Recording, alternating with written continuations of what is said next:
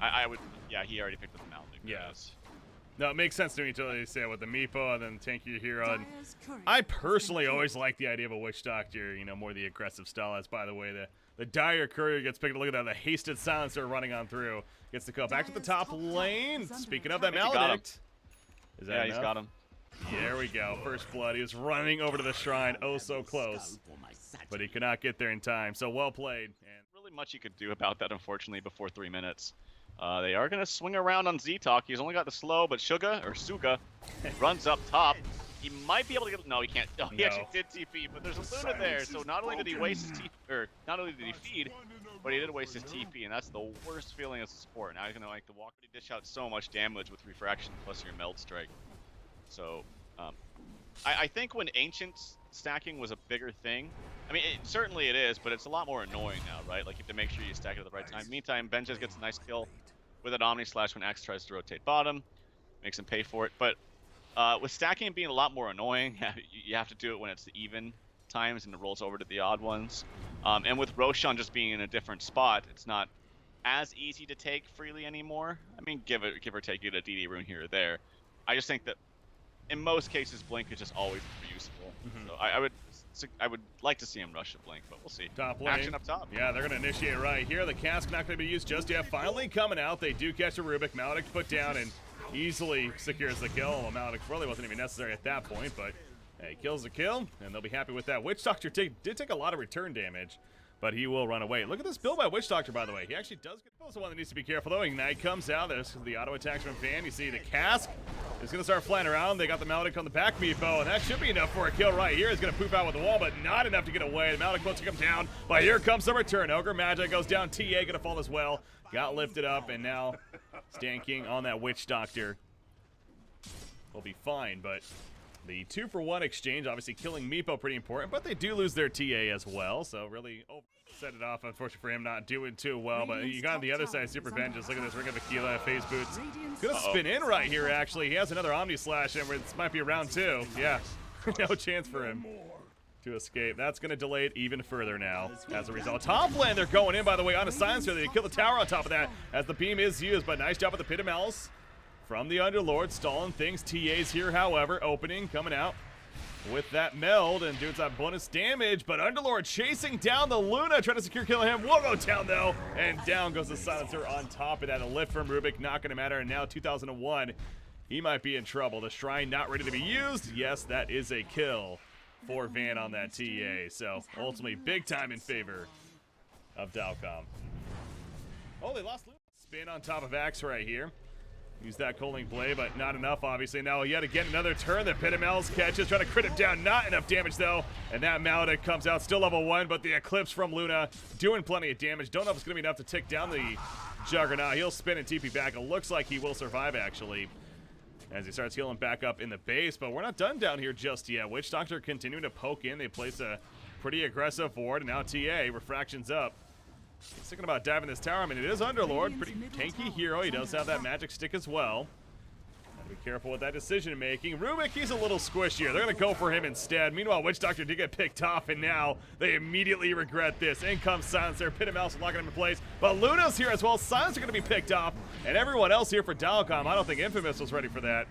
And the chase is on all the way to the secondary tower. You have Juggernaut coming back in. Omni Slash not ready, but he does have that spin. That will be a kill on the Ogre at least. And I think the rest are going to actually run away, and we're finally done with this fight here. That fight lasted a while down here. Yeah, crazy team fights there. Does have that Blink Dagger, as we're talking about. They're looking for that target, but okay, they are going to be seen now, though. And Silencer going to be the target of choice. Does have Global Silence. Cannot get it off in time, though. He will fall. Putting out the last word. Trying to maybe set up for some kind of turn. You see Juggernaut, though, has that Omni Slash. Dark Rift in coming out from the Underlord to assist. Puts the Pit of Malice down immediately. Gets the 1 kill onto the Ogre Magi. You got Witch Doctor. He had the Death Ward active from the side. No, the cast goes off, but the Omni Slash used first. Avoids the stun. Not enough return damage, though.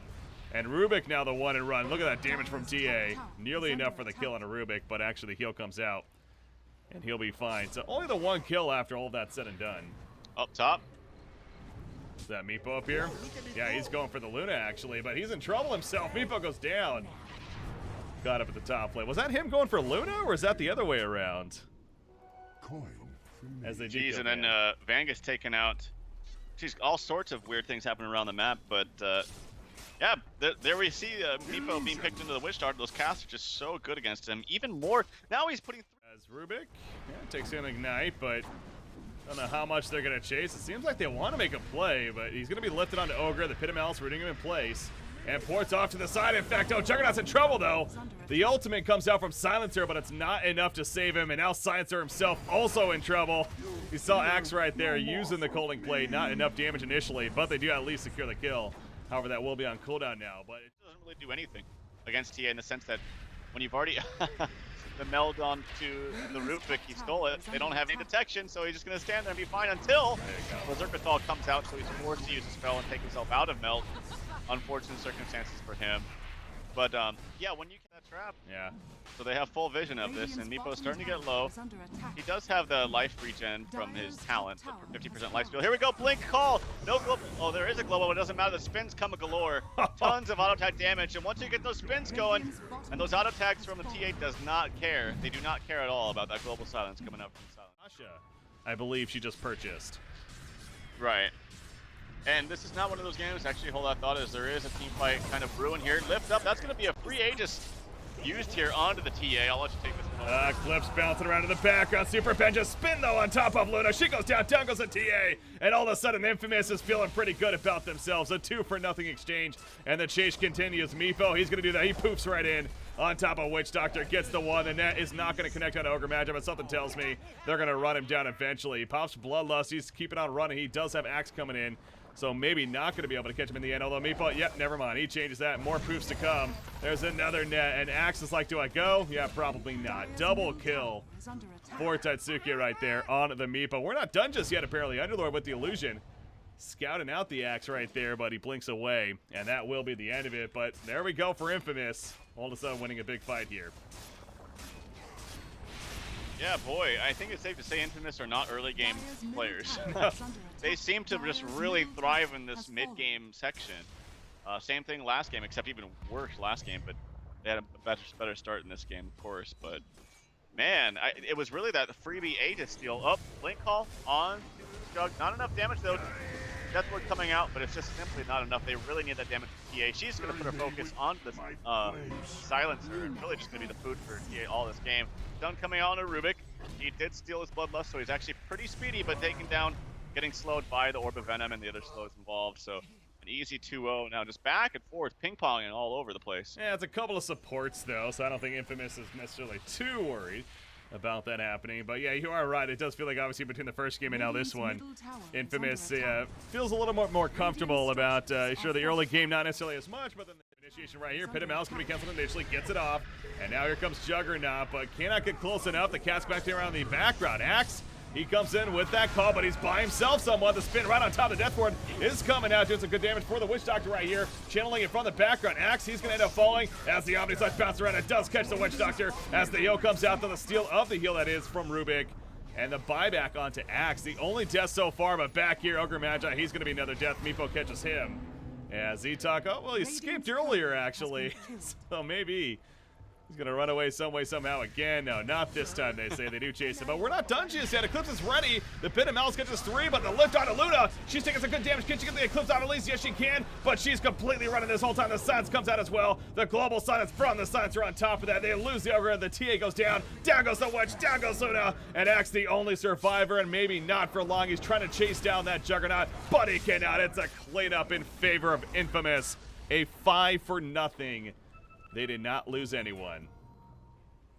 Dire's top tower is under attack. Man, I feel like Diffusal Blade picked up on Juggernaut. I feel like we haven't seen as much Diffusal Blade lately, but it's gonna happen here on Juggernaut. Is Meepo in trouble, by the way? He might die. Yeah, he is in trouble. He goes down up here at the top lane. Okay, well, at least that's a kill for Dilecom. Diffusal Blade on Juggernaut. So I was kind of saying there, I feel like we don't see it as much anymore. Is Diffusal Blade still pretty good, do you think? Or? Yeah, I hear a Luna ult coming out from the Rubik, actually, in the meantime. And then a counter initiation. It looks like the Ogre is going to be going down, or is he? He's Shrine. He's proven to be tanky, man. Yeah, and that Shrine keeping him alive. But here we go. The spin comes out from Juggernaut. Another global silence used, but Juggernaut's actually dying right here. He goes down. Meeple's still dead, remember. And they're going to lose Underlord. Not the fight to take if you're Infamous. That feels like that's the #1 issue still with teams. Fighting at the enemy Shrine. Not only do you have to get used to them, but you have to find the ways to, make the most of them. And certainly Dilecom did right there. And you gotta respect that. Definitely have to respect them shrines. Oh god, that was a very, very quick pick off there onto the silencer. Right around Roshan too, but it looks like they want to fight. He does have a buyback, but he doesn't have global up just yet. He's gonna have global in 60 seconds. Juggernaut kind no of Omni Slash either. Yeah, he was scouting it out, but no Omni Slash, so not as comfortable to fight perhaps. But another thing about last fight too, though, not only the Shrine, but again they fought without Meepo. They're gonna be forced to fight here with the Underlord getting jumped, so actually never mind, they will fall back. Meepo is kind of nearby. Underlord does not have a buyback. He's dead for 40 seconds now. They will be without him if they choose to defend this right here. I gotta think they are, though. They are wrapping around. Axis keeping his distance. He wants to initiate. Oh, he misses the call, actually. A nice dodge right there, but Roshan goes down. The 8 is picked up by Van, but here we go with the timing. Meepo jumps in. Van is dropping. They get the one Meepo low, though. Meepo needs to be careful not to die right here. They do kill TA, but you look at the one. Meepo, can he escape with the poof out? No, he cannot. Down goes Meepo. No buyback for 80 seconds. But he got in the background. The Mantis style used by Juggernaut, tearing through TA. Good force staff away, but now Silencer trying to finish him off. That's the support Silencer, though. But Rubik will help do the job. Omni Slash now activated by Juggernaut. Catches Axe, really all the damage onto him. He goes down. Luna picked off prior in the fight, of course. And now Witch Doctor, there's that Diffusal Blade slowing him down. And that should be enough kill to secure the kill onto him as well. So, not the prettiest fight right there, losing Meepo especially, but it worked out for Infamous, I guess, here. Yep, tier 2 down. Meepo, I guarantee if Meepo had a buyback, he'd use it right now. They could just go put as well. Yep, just really, really tanky. And then also the pickup of the pipe for the Underlord. So lots of damage mitigation. They don't even have that much match damage outside of the clips, and an easy pick off onto the Witch Doctor. He just bought back. So that's another 50 seconds on the sidelines. Omni Slash cooling down in 7 seconds. No global, of course, but I don't even think they need it. No. I don't think they need it. I think it's pretty much with Meepo especially pushing with them. This could be the final push here as Ogre Magi runs into Meepo. And oh, Meepo actually playing a little bit safe, but there we go. The F-play nuke will finish him off in the end. And now they're chasing down. Nice job. Hannah Midas actually takes away the Helm of the Dominator creep. Nice little mini counter item. And this will be mega creep. So Dilecom just basically delaying the inevitable. It feels like again. In the background, Meepo catches Luna, and that should all but officially do it. It looks like 2-0 in the books for Infamous here over Dilecom. So Dilecom, they got close early game at least, both games. They looked pretty good, but were not able to pull it through. Infamous just grinded it out and eventually got to the good state themselves and Victoria. So Dilecom gonna have to wait a little bit longer to try to get their first victory here in the group stages trail. Yeah, and unfortunately it's going to be a little hard to build up that motivation when you know with a score like that it's just impossible to advance. Yeah. But it could be good learning experience for maybe future tournaments or, there's always skills and things to be learned from matches even if you know you can't advance. So hopefully they're able to keep their heads up and still perform throughout the rest of